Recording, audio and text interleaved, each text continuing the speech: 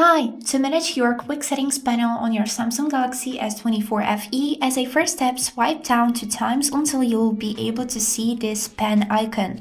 Click on it and here choose which of the quick settings you would like to edit. When you only swipe down once, and you can see here these 6 buttons, or the full one when you swipe down 2 times.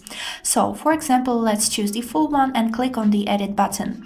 Here at the upper part of your screen, you can see your current quick settings.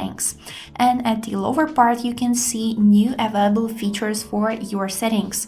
Here you can find about 4 tabs, and here you can really find some interesting and useful features. Now let's talk about how to add or remove them. First thing, let's add a new one. For example, take screenshot. To add it to our main settings, we would need to hold our finger on it and then move it to the upper part of our phone. Then release your finger and you can see that the buttons has changed their position because there is a new one. And now to remove any of these, you just need to simply click on this red minus that you can see above the icon. If you think that you have made too much changes and you would like to reset it to the default, here you can click on this button reset and one more time.